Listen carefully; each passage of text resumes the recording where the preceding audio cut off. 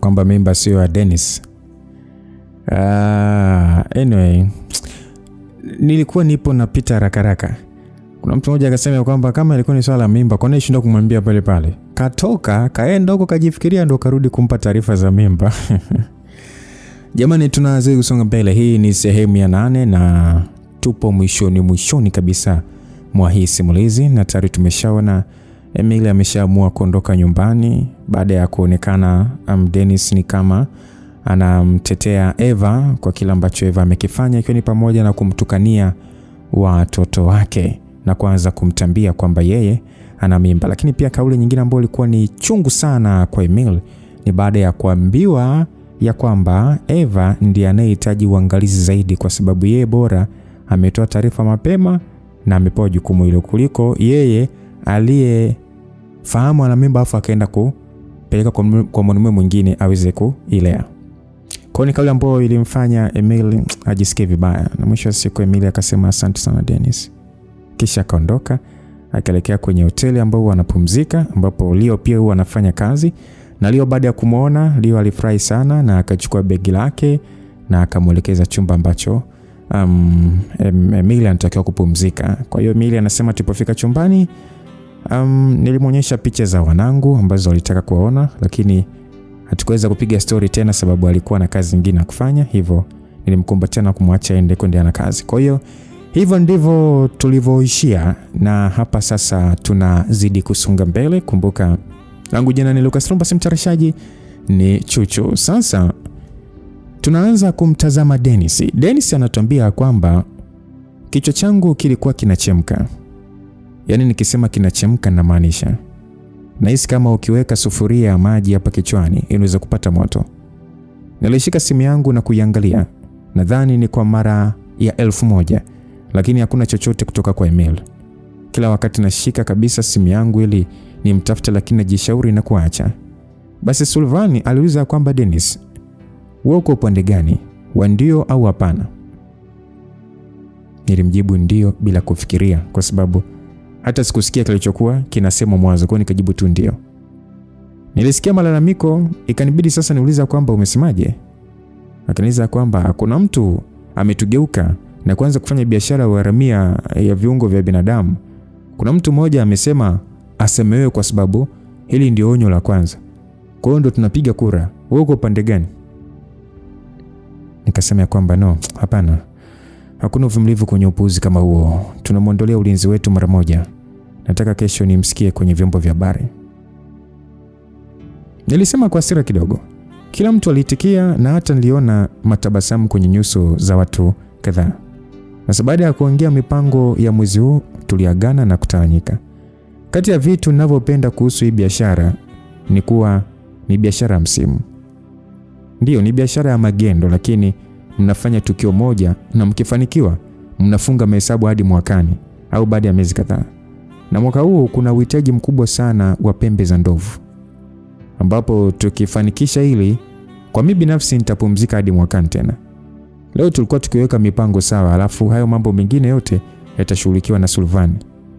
Tuko kikundi cha watu 4. Najua kila mmoja na biashara yake nyingine ya pembeni anayofanya. Kama Sullivan na uhakika kabisa anafanya biashara ya madawa, lakini kwenye haya maisha nimejifunza kulinda kilicho changu na kuhangaikia na maisha yangu.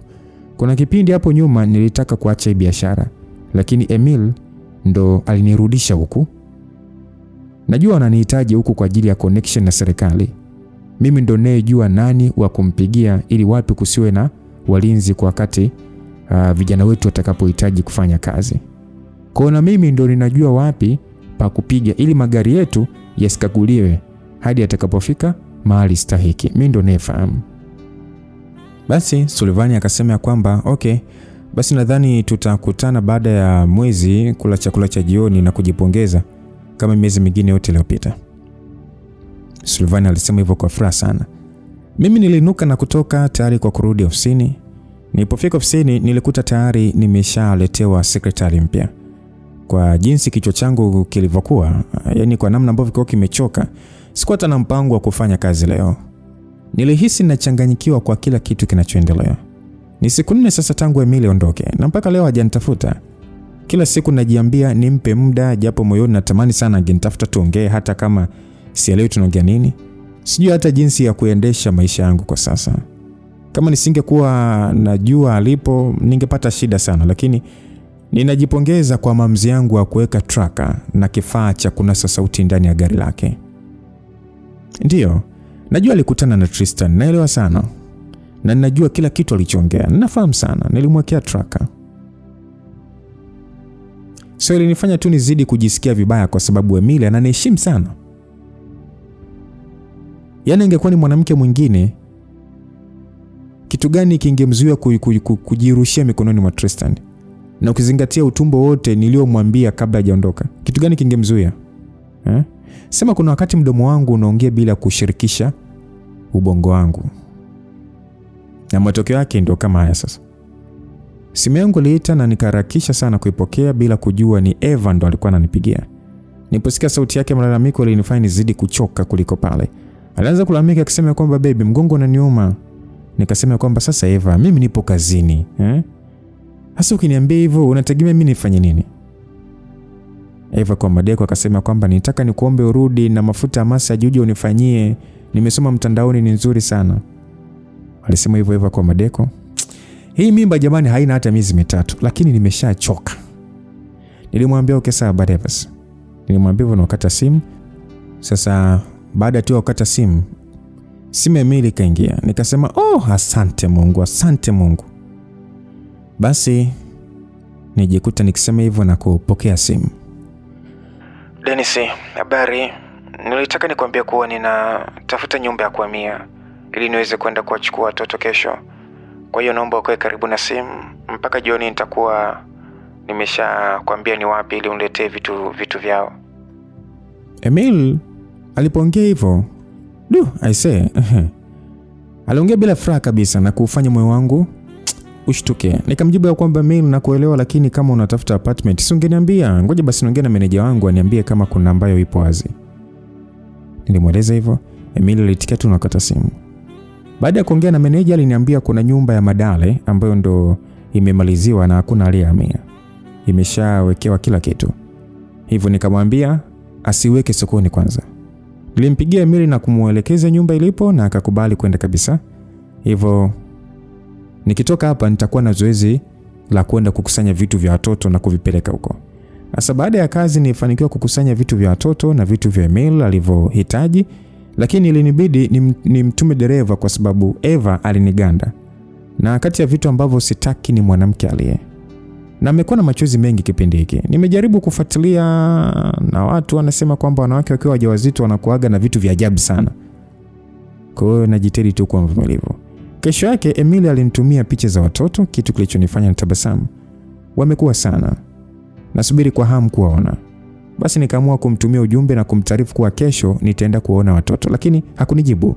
Hivyo nikaweka simu yangu pembeni na kuendelea na majukumu mengine, ikiwa ni pamoja na kumkuna mgongo Eva. Hiki ndio kitu ambacho alikitaka leo, ni mkune tu mgongoni. Kesho yake nilipotoka kazini nilipitiliza moja kwa moja hadi Madale. Baada ya kufanikiwa kuingiza gari na kulipaki, nilienda na kugonga mlango. Emily alifungua mlango akiwa amekunja sura kidogo. Alikuwa amevaa kigauni kifupi cha kuteleza, nadhani zile nguo za kulalia, lakini sijui hata nisemeje, ni kwamba amependeza tu. Hata akiwa kwenye nguo ya kulalia anavutia tu. Basi nimuuliza kwamba ndo unafungulia watu ukiwa nusu uchi hivi ama? Nilimuuliza hivyo huku sasa nikipandisha nyusi moja. Emily alinitazama kidogo na kunipisha niingie. Nilipoingia ndani alikuwa amepotea, lakini sekunde chache baadaye akatokezea akiwa amevaa lile koti la kufunika kwa juu. Kwa nini umejifunika sasa? Sidhani kama umekuja hapa kuniangalia mimi. Okay, watoto wako wapi? Mbona jana nikujibu kuwa watoto wataenda kwa mama leo? Watalala huko, nitaenda kuwachukua kesho. Alafu wiki ijayo ndio tutasafiri. Emily, mnaomba basi wache kufanya hivyo. Nilimwambia sasa nikiweka mikono mfukoni. Nadhani Emily hakunielewa kwa sababu ailamba tena mdomo wake wa chini kwa namna ambavyo kwa ananiambia kwamba siji watoto wameenda kwa mama nini. Kwa hiyo ananiambia sasa kilamba mdomo wake wa chini. Nilimvuta na kumkumbatia huku sasa nikikutanisha mdomo wangu na wake. Nadhani kuna kitu kimetutokea au labda ni mimi tu. Kuna namna Emily ananivutia zaidi wakati huu. Eva na mimi tumeachana. Yaani pale tumebaki kuwa wazazi wenza. Siku hizi hata sina hamu ya kuwa karibu naye, sina kabisa. Yaani kuna kitu kingine si hata nisemeje. Mtu unayempenda kwa dhati ile kutoka ndani ya moyo wako, hata apitie changamoto gani, bado unaweza kuwa unampenda. Unaweza katokea tu matatizo ya kipumbavu tu ya kawaida, lakini bado hawezi kutoka moyoni.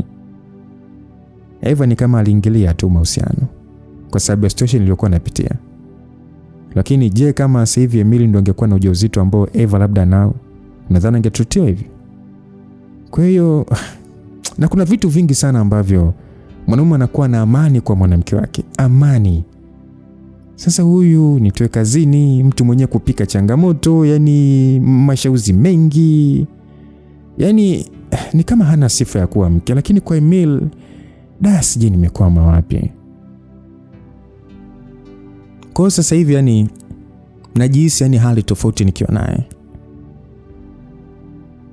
Nilimpapasa na kujisikia nikisisimka kwa jinsi mikono yangu ilivyoteleza juu ya nguo yake. Emily alipitisha mikono yake shingoni kwangu na kunipokea kwa mikono. Sasa nilitamani kumuingiza chumbani, lakini niliogopa kuwa labda nikimwachia na akili zake zikamrudia anaweza kubadili mawazo. Kwa hiyo aliponisukuma na kuniambia twende chumbani, nilitamani hata niruke kwa kushangilia. Nilimuuliza kwamba nataka nikufanyie nini Emily wangu? Chochote. Kipi? Nilimuuliza kwa sasa nikimweka kitandani. Kila kitu ambacho hujanifanyia ndani ya hii miaka 3 Dennis. Dennis, I miss you. Siku zote nimekusubiri wewe eti. Aliniambia na kunifanya nichanganyikiwe. Yo! Sikutaka kupoteza muda, lakini Emily alinituliza kidogo aliponiambia nivae kinga. Nilitaka kumbishia, lakini jicho alilonitazama lilinitosha kabisa kuelewa kila kitu. So, kwa sasa niamini of course. Sijui kwa nini anafanya hivi, yawezekana hata yeye mwenyewe hajui. Pamoja na hilo, yani mimi sikuliruhusu kuzuia ushindi wangu. Dakika kadhaa baadaye tulikuwa tukihema, kila mmoja amejaa tabasamu. Nilimvuta Emily na kumbusu, na bila kutegemea neno moja lilinitoka mdomoni mwangu na kuharibu mudi yote. Nakupenda. Ndio neno nililoropoka na kufanya tabasamu la Emily lipotee. Emily alinuka na kwenda bafuni. Alipotoka alivaa vile vinguo alivyokuwa amevaa mwanzoni. Kisha akatoka chumbani. Na mimi nilioga haraka na kuvaa, kisha nikaenda sebuleni ambapo nilimkuta Emily akinywa wine huku sasa akiangalia movie. Hatukutakiwa kufanya hivi Dennis. Emily alianza kulalamika, lakini nilibaki kimya. Kwa hii miaka kadhaa ambayo nimemjua Emily akilalamika akiwa anakunywa wine, basi ujue anahitaji tu mtu wa kumsikiliza. So nilikaa pembeni yake na kumruhusu aniegemee. Yaani hatukupaswa kabisa kufanya hivi. Ni makosa yangu kuruhusu hisia za mwili wangu, lakini hata hivyo sikutegemea kama ungeniona. Nimeshazoea unavyonipita tu, kwa hiyo hilo halikuwa akilini kwangu. Kuna jinsi unanichanganya na kunivuruga akili yangu Dennis. Sielewi kama nikae mbali na wewe au karibu na wewe, kwa sababu vyote vile lazima tu niumie. Yaani sijui hata nifanye nini, sijui. Aliongea hivyo na alikunywa wine kidogo. Tulikaa kimya kwa muda kidogo. Hakuna aliyeongea chochote huku tukiangalia movie. Lakini ulikuwa ni ukimya wenye amani. Movie ilianza kuchangamka na hata bila kutegemea nilishangaa Emily akinivuta na kukutanisha midomo yetu. Ni dhahiri kuwa alinihitaji tena. Na maajabu makubwa kuliko yote ni kuwa nilikuwa tayari tena. Nilimnyanyua haraka na kumpeleka hadi chumbani ambapo nilitumia lugha ya mwili kumuonesha namna gani nampenda. Kama siwezi kutamka, basi mwili wangu unatosha kusema. Lakini uzuri zaidi ni kuwa hata yeye ananipenda. Tena zaidi, kuna namna anavyonifanya nijisikie ambavyo sijawahi kuipata hii namna kwa mwanamke mwingine yote. Ni Emily pekee. Hujai kusikia kwamba mwanaume anaweza akawa na mwanamke anapenda uko nje tu ni sijini nini, lakini kuna mwanamke mmoja anampenda sana. Yaani anajisikia amani vibaya mno. Kwa hiyo mimi huko kote, yani ila kwa Emily sijui najisikiaje. Baada ya wote kumaliza, nilimpeleka bafuni na kumsugua hadi akang'aa. Hakuna aliyeongea sababu wote tulijua kile ambacho midomo yetu haitaki kuongea. Baada ya kuoga nilimvalisha nguo za kulalia, kisha nikamkumbatia kitandani hadi aliposinzia. Kisha nikamfunika vizuri na kuondoka. Nilipofika nyumbani na kumkuta Eva amelala, nilimshukuru Mungu sana sababu sikuwa tayari kuanza kusikia malalamiko yake wala mahitaji yake. Kulipokucha nilitegemea ningeona ujumbe kutoka kwa Emil, lakini alikuwa kimya. Ilipofika mida ya saa 4 niliamua kumpigia. Mara ya kwanza iliita mpaka ikakatika, lakini hakupokea. Mara ya pili iliita sana, lakini akapokea mwishoni, akisema kwamba nitakupigia baadaye, siko mahali pazuri kuongea Dennis. Emil aliniambia na kukata simu, lakini na uhakika nimesikia kicheko cha mwanaume. Nina uhakika kabisa. Niliangalia kwenye simu yangu mahali gari lake lilipo. Nilipoona lipo kwenye jengo la karibu, niliinuka haraka na kuamua kwenda kumfuata. Nataka nieleze ni kitu gani hicho cha maana anachofanya na mwanaume mwingine hadi anashindwa kuongea na mimi.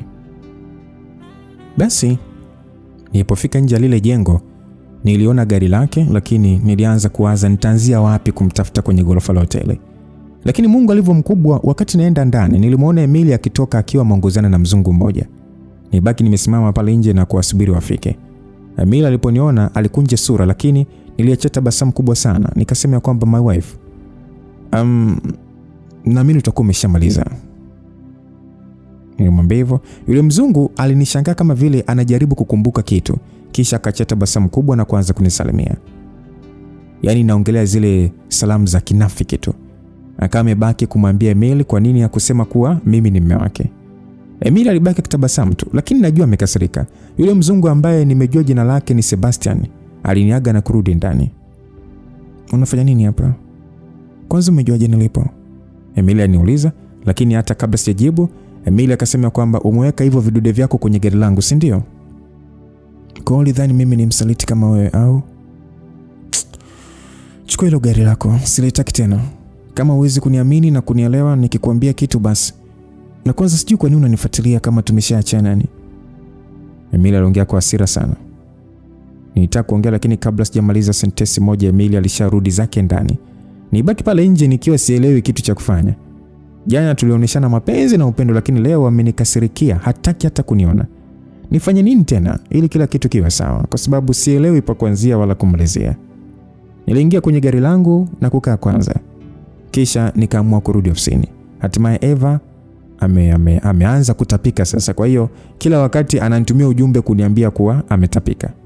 Yaani utadhani nilimwambia bwana tunahitaji kutunza rekodi ya mara ngapi ametapika. Yaani kila kitu anayofanya save me kinanikera tu. Nisoma ujumbe wake na kuweka simu yangu pembeni. Kisha nikaingia ofisini. Mpaka jioni nafika. Nilifanya maamuzi ya kumpelekea Emily gari jingine. Magari yangu yote yana truck kasoro magari mawili tu. Hivyo nilishafanya maamuzi ya kumpelekea lipi kati ya hayo mawili. Nilipofika nyumbani nilimkuta Eva yuko na rafiki yake. Walikuwa sebuleni wakiongea na kucheka. Hasa kichwa changu kilikuwa na mambo mengi sana. Sikuweza hata kujali, hivyo niliwasalimia na kuingia kwenda kuchukua funguo za BMW yangu. Nilitoka na kuanza kuelekea kwa Emil, huku dereva akinifuata kwa nyuma akiwa anaendesha gari langu. Nilisimama kwenye duka moja la maua, kisha nikanunua maua kwa ajili ya Emil, na mbele kidogo nilinunua zawadi kwa ajili ya watoto, kwa sababu najua lazima ataenda kuwachukua. Sasa nilipofika niliingiza gari na kumwambia dereva apaki pale nje ya geti akinisubiri. Emil aliponiona mlangoni kwake alinipisha tu nipite. Alikuwa amekaa sebuleni akiwa amevaa bukta na vesti. Alirudi na kwenda kukaa kwenye kochi. Alikuwa kama vile hataki hata kuniona. Emily, naomba nisamehe, sio kwamba sikuamini, bali ninafanya vile kwa sababu ya kiusalama. Kwa leo zilikuwa sababu za kiusalama, si ndio? Ndio maana naomba nisamehe kwa kuvuka huo mstari. Na nilikuwa na hamu tu ya kuongea na wewe na kukuona, lakini haukuwa na huo muda. Alafu nikasikia sauti ya mwanaume, hivyo nikaona nikajikuta tu naona hivyo mkubwa. Yaani kwa mtu ambaye nimeachana naye unaonesha bidii kuliko hata tulipokuwa pamoja. Dennis, hivi si uniache? Si uniache ukale mimba na mzazi mwenzako? Lakini Emily, nilidhani jana limaanisha kitu. Nilisema na kutulia sababu niliona kama nachanganyikiwa hivi. Dennis, nimeingia kwenye siku zangu za mwezi. Kwa hiyo nadhani unaelewa kwa nini jana ilitokea vile. Zilikuwa ni hisia tu za mwili, hakuna kingine, na wala kile kitu hakitajirudia tena. Kwa hiyo wewe nenda tu na uache kuja hapa kila siku. Lakini hata mimi mwenyewe nina haki ya kuona wanangu. Kwani hawajaniulizia? Wanakuulizia sana tu. Nimeambia umesafiri, kwa hiyo wanakusubiri urudi. Lakini hata hivyo hakuna shida, kwa sababu wiki ijayo tunasafiri. Nina hakika hawatasumbua tena. Kwani unaenda kuchukua muda gani? Ndio umenikuta nikiwaza hapa nianze kujiandaa.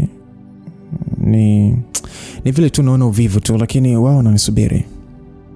Basi nenda basi kujiandaa, twende wote. Nimekuletea gari ambalo halina tracker. Kwa hiyo naomba ulipokee mail na unisamehe kwa kosa langu la awali, sitarudia tena na kweli. Sawa, kuna shida. Basi acha nijiandae. Najua watoto watafurahi kukuona. Aliniambia hivyo huku sasa akiinuka na kwenda chumbani kujiandaa. Moyoni nilitamani sana kumuuliza kuhusu alichokuwa anafanya na yule mzungu, lakini najua kabisa itakuwa ni mwanzo wa ugomvi mpya. Hivyo niliamua kunyamaza tu. Badala ya kujilalamikia pale sebleni, nilitoka na kumwambia dereva kwamba anaweza kwenda nyumbani tu. Nilimpa noti 2 za 10,000 ili aweze kupata usafiri wa kumrudisha. Kisha nikafunga gari langu na kurudi nyumbani. Baada ya kukaa kidogo, niliamua kupekua friji la Emily kwa sababu nilijua siwezi kukosa juisi yangu pendwa. Hivyo nilipoiona niliachia tabasamu kubwa. Nilitafuta glasi na kujimiminia. Nilikuwa nina kiu sana na ni muda sijapata hii juisi. Kwa sababu asipotengeneza yeye, hakuna anayetengeneza. Yaani hakuna mtu ambaye anayetengenezea. Na umeshajikaribisha, Emily alisema na kunishtua. Nilipogeuka alikuwa akinitazama kwa tabasamu. Leo alikuwa amevaa jeans na t-shirt. Ni kitu cha kawaida sana, lakini bado alipendeza mno. Nilimtazama tu na kujikuta nikitabasamu. Nini kinachokufanya uwe katika hali ya kucheka? Hamna, wewe ni mama mzuri tu. Emily wakati ananiuliza hilo swali, alikuwa anauliza kuna yeye akichukua glasi ili sasa nimiminie juisi yake. So nilimjibu hivyo na aliacha tabasamu kubwa, lakini hakusema chochote. Alikunywa ile juisi haraka kisha akaanza kutoka. Na mimi niliharakisha kuimalizia na kumfuata. Funguo za BMW yako nimeziacha hapo mezani, nilimwambia wakati tunatoka nje. Umenipatia ile gari? Ningejua ningekasirikia mapema zaidi, alisema kwa utani na kunifanya nicheke aliposogea na kulitazama vizuri ile gari. Emily, hauna haja ya kunikasirikia, unatakiwa useme neno moja tu na linakuwa lako, nilimwambia hivyo. Emily alinishukuru kisha akatoka nje ya geti ambapo nilimtaarifu ndipo nimepaki gari langu. Tuliingia na safari ya kwenda ukweni kuwachukua watoto ikaanza. Tulipokuwa njiani, nilisimama kwenye supermarket na kuchukua vitu kadhaa kwa ajili ya kupeleka ukweni kwa sababu hawezi kwenda ukweni mikono mitupu. Nilipoingiza gari langu kwenye geti, Dalan alitoka ndani na kuanza kurukaruka pale kibarazani huku akiimba baba baba. Sasa ikupita muda, dada yake naye alitoka. Niliposhuka tu kwenye gari, walikuja haraka na kunirukia. Niliwanyanyua wote wawili nikasema kwamba mmekuwa zito, naona mmekula vizuri nilisema na kumfanya Daisy acheke. Daniel alitoka ndani lakini aliishia mikononi mwa mama yake kwa sababu mikono yangu ilikuwa imejaa. Walinisalimia huku Daisy akianza kuvuta sikio langu na kulichezea. Dalan alikuwa ameanza kunielezea jinsi alivyoshinda mashindano ya kukimbia shule. Kabla sijakaa sawa, Daisy alianza kunibusu shavu langu huku sasa akiniambia kwamba amenimisi na kurudia tena na tena. Wakati Daniel yeye alikuwa ametulia tu kwenye kifua cha mama yake bila shida. Nilimpongeza Dalan kisha nikamshusha. Nilimgeukia Daisy na kumpatia mabusu ya kutosha, kitu kilichomfanya acheke. Basi nilimshusha na kumchukua Daniel ambaye alinikumbatia tu na kunisalimia. Huyu mtoto ni ana upole wa ajabu sana. Yaani utadhani yeye na wenzake sio ndugu. Mara nyingi huwa anacheza michezo yake mwenyewe. So baada ya kumaliza kuwasalimia wanangu, mama na baba walikuwa wametoka wako kibarazani. Niliwasalimia na kuwajulia hali kisha nikashusha mizigo niliyowaletea. Baada ya shukrani nyingi tuliomba kuondoka. Mama mkwe alilalamika kuwa hatujakaa, lakini nilitamani kurudi nyumbani na kupata nafasi ya kukaa kidogo pamoja na wanangu. So tulipoingia kwenye gari, Daisy na Dalan walikuwa wanaongea sana huku Daniel akichezea toy tu. Niliwafikisha nyumbani, yani Madale, ambapo walishuka haraka baada ya mama wao kuambia nimwaletea zawadi. Sasa Daniel aliacha tabasamu kubwa alipoona nimemletea kitabu alichoniomba wakati uliopita. Ndio, wana miaka 4 sasa na Daniel anajua kusoma vizuri tu Kiingereza na Kiswahili na anapenda kusoma vitabu. Yaani ukitaka Daniel akupe tabasamu, wewe mpatie tu zawadi ya kitabu. Basi Emil kwa tabasamu akasema kwamba asante, watoto wamefurahi sana, hebu muone Dani. Alisema hivyo Emil. Tulikaa na kuwatazama watoto, kila mmoja akiwa na jambo lake la kufanya. Nilikuwa nina furaha ya ajabu pale. Emil alienda kuandaa chakula, nikabaki na wajibu wa kuwachunga Daisy pamoja na Dala wasipigane. Chakula kiliwekwa mezani, tukaanza zoezi la kumlazimisha Daisy kula pamoja na vitisho vingi sana. Lakini hatimaye walimaliza kula. Nilimsaidia mama yao kuwaogesha, au niseme tu nilimuogesha Daisy kwa sababu alitaka hilo. Kisha akavaa nguo za kulala na kupanda vitandani. Wameshazoea maisha ya shule, kulala ni saa 2. So baada ya watoto kulala tulienda kujitupa sebeni huku tukishusha pumzi. Kulea watoto sio kazi ndogo ese. Wanaolea wananielewa sana. Nilimsaidia Emil kusafisha sebule, kisha akaosha vyombo na mimi nikavifuta. Alikuwa na furaha sana huku akinisimulia vituko vya watoto kwa siku zote hizi ambazo sikuwepo. Sasa baada ya kila kitu kuwa sawa, nilimwaga Emil na kuondoka. Japo moyo wangu haukutaka kuondoka, nilipofika nyumbani nilimkuta Eva akiwa amevuta mdomo akinisubiri sebuleni. Akaliza kwamba umeleta. Ndio kitu cha kwanza alichoniuliza tu nilipoingia mlangoni. Nimeleta nini? Si chakula. Nimekuambia mimi sijapika leo, kwa hiyo uje na chakula chako. Usiwezi kuhusu mimi, niko vizuri. Sasa utachaje kuwa vizuri wakati ulikuwa huko kwa mwanamke wako? Yule ameshazaa, mimi ndo na kiumbe chako tumboni kwangu Dennis. Eva ilalamika. Nilisikia hasira. Lakini najua yani nikiongea kwa hasira ataanza kulia. Alafu na mimi sina nguvu ya kuanza kushughulika na mtu anayelia. Naomba unisamehe. Okay, twende nikukune mgongo lale.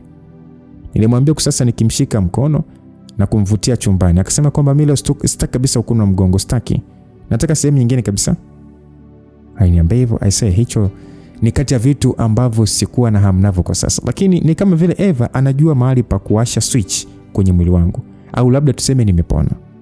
Kwa sababu sio kwamba nilivutiwa sana, lakini nilitimiza tu wajibu. Kesho yake nilijitahidi tena kwenda kuwaona watoto na nilifanya vile hadi siku aliposafiri, ambapo niliwasindikiza uwanja wa ndege. Daisy aliendelea huku sasa akilalamika kwa nini sitaki kwenda nao.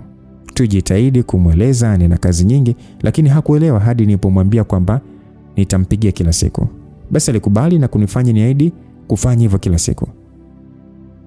Jambo ambalo niliahidi huku sasa nikidhamiria. Baada ya watoto kuondoka nirudi nyumbani. Leo ilikuwa ni Jumapili na hakuna kitu kingine ninachotamani zaidi ya kuwa na Emil na watoto, lakini naona hilo liko nje ya uwezo wangu. Ni kitu cha ajabu kwamba sasa hivi ninatamani maisha ambayo nilikuwa nayo mwanzo. Lakini sikuona thamani yake.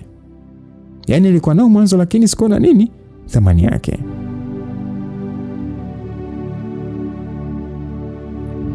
Sasa msikilizaji, baada ya Dennis kutuelezea hivyo, Emily upande wake anatuambia kwamba kuna kitu kimebadilika kuhusu Dennis. Amekuwa na muda sana na watoto kipindi hiki. Amejitoa, ameacha kazi, naweza kusema hata watoto pia wamefurahi sana baba yao kuwepo. Leo ni siku ya mwisho wa safari yetu. Tumeshakaa huko wiki 2 sasa. Tumezunguka mbuga za wanyama. Tumeenda kumsalimia Auntie Faith na tumefurahia sana maisha. Lakini hapa kitu pekee kinachomfanya Daisy aruke kwa furaha ni kwa sababu kesho atamwona baba yake. Wamezungumza leo na akamwahidi atakuja kutupokea uwanja wa ndege.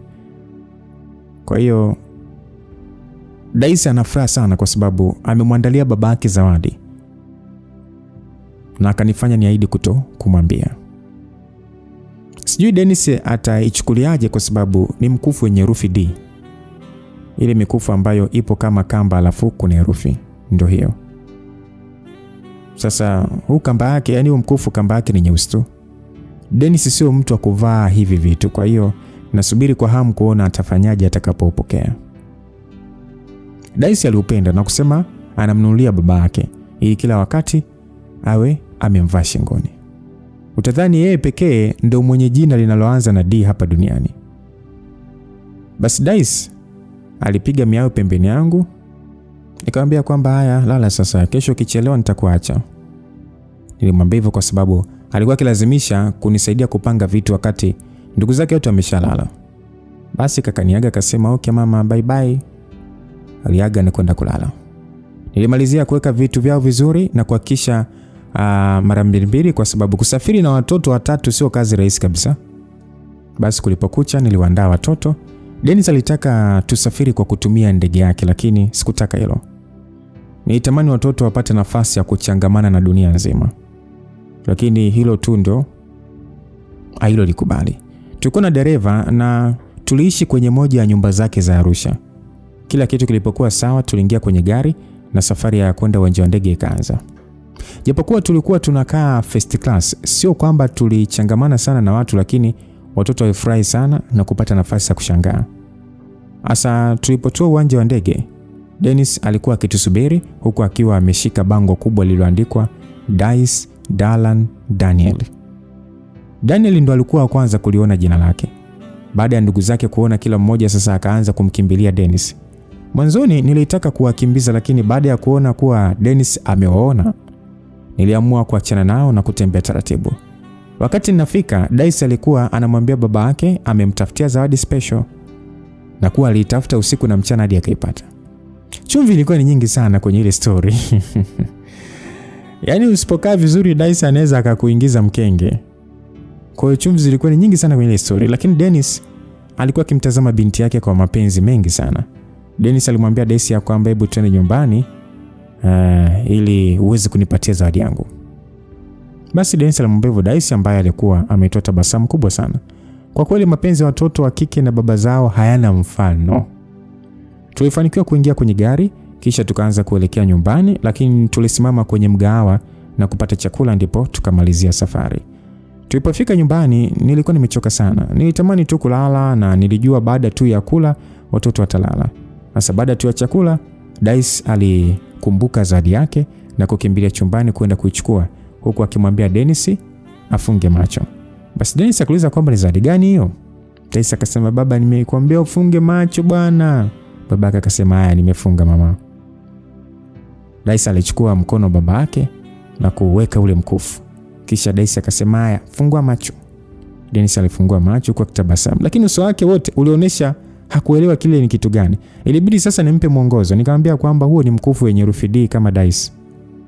Nilimwambia hivyo, tabasamu la Dennis lilikuwa zaidi. Sasa alisema kwamba mkufu. Nilikuwa nimeshaelewa. Basi Daisy huko akirukaruka akasema kwamba nataka uvae jina langu shingoni kila wakati. Dunia yote ijue wewe ni babangu. Daisy alisema hivyo. Dennis alimkumbatia binti yake kwa mapenzi sana. Kusema kweli hata mimi niliona wivu. Niko nao kila siku. Hadi wameweza kutembea, wameweza kusoma, kuandika, kuongea, lakini zawadi anaenda kununuliwa mtu mwingine. Tena kwa pesa yangu. Kwa sababu mimi ndo niliyemsaidia kuchagua na kutoa pesa. Lakini furaha aliyokuwa nayo Dennis ilikuwa ni malipo tosha kwa kweli. So haikupita muda watoto walianza kusinzia. Tumewachosha vya kutosha kwa siku ya leo. Baada ya watoto kulala, Dennis alinisaidia kusafisha pale sebeni, kisha tukaenda jikoni, akawa sasa anafuta vyombo na kuvipanga baada ya mimi kumaliza kuosha na kusuza.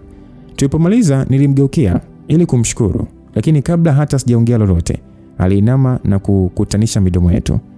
Mwili wangu ulinisaliti na kuanza kushangilia. Nijikuta nikizungusha mikono yangu shingoni mwake na kuendeleza alichokianza. Ni kama vile kuna utando ulifunika akili yangu, lakini niliposikia mikono yake ikipapasa mgongo wangu na kushuka hadi kwenye makalio yangu, akili yangu sasa ndio ikarudi. Nilimsukuma na kujitoa mikononi mwake. Nikasema kwamba hapana Dennis, hautakiwi kufanya hivi na unajua hilo. Nilimwambia sasa nikitoka pale jikoni na kuelekea sebuleni, sababu najua nikibakia pale naweza nisiweze kujizuia tena. Basi Dennis aliniuliza kwamba Emily, kwa nini usinipe tu nafasi? Mimi kutoa nafasi? Hivi Dennis, unajisikia kweli? Hivi mimi ninavyotangatanga na watoto wangu, wewe unaona ni sawa tu huko kichwani kwako, si ndio? Mimi mkeo halali, ninaishi kwenye nyumba ya kupanga, lakini mchepuko wako uliyempa mimba anaishi kwenye nyumba yangu halali na kulala kitandani kwangu, alafu nasema nitoe nafasi? Au unachotaka ni nafasi ya kuja tu kulala na mimi kwa sababu hawara wako wa sasa hayuko vizuri, si ndio? Emily, simaanishi hivyo. Na unajua Dennis, hivyo ndivyo kila wakati unavyosema. Yaani unapenda sana kucheza na hisia zangu. Unajua vile mimi ninavyojisikia juu yako, na unatumia hiyo nafasi kunipelekesha, lakini sitaki tena. Kama mwanamke wa kukuridhisha ndo unachokitafuta, hapo wengi tu. Usiogope kwamba eti nitaumia. Nimeshaumia vya kutosha. Moyo wangu umekuwa wa chuma sasa. Tena chuma kizito kile cha Mjerumani. Kwa hiyo wewe fanya lolote unalotaka baba. Pitisha popote, lakini kitandani kwangu sikutaki. Niliongea kwa hasira sana. Kuna hasira ilikuwa inawaka kifuani kwangu na sikujua namna ya kuizima. Hasa Dennis alinitazama kidogo, alifungua mdomo wake ili kusema kitu. Bila shaka ni kujitetea, lakini wote tulinyamaza tulipomwona Dice alikuwa anakuja huku akijifikicha macho. Hasa wote tulibadilika na kuanza kumwangalia kwa tabasamu. Dice akasema kwamba mama ni ndoto mbaya. Alisema kusasa akinifuata. Nilienda naye sebuleni na kukaa kwenye kochi kusasa nikimbembeleza, nikamuuliza kwamba ndoto gani mwanangu? Dice akasema ni baba ameondoka, ametuacha. Nikaamka usiku nikaanza kulia. Dice alisema huku macho yake sasa akianza kujaa machozi tena. Asa Dennis alikuja na kumchukua mikononi mwangu huku sasa akimbembeleza na kumwambia hawezi kumwacha kamwe. Mimi nilibaki nikiwatazama na moyo wangu uliniuma kwa sababu nilijua maneno ya Dennis yalikuwa ni ya uongo. Asa Dice aliposinzia, Dennis alimpeleka chumbani na kumlaza, kisha akarudi na kunikuta nimekaa sebuleni. Emil, najua upendi kunisikia nikisema hivi, lakini nakupenda sana. Najua mpaka hapa tulipo ni makosa yangu mwenyewe na ni kitu ambacho ninakijutia kila siku. Naomba tu nipatie muda. Hayo ndio maisha ninayotaka. Kuwa na wewe pamoja na watoto wetu.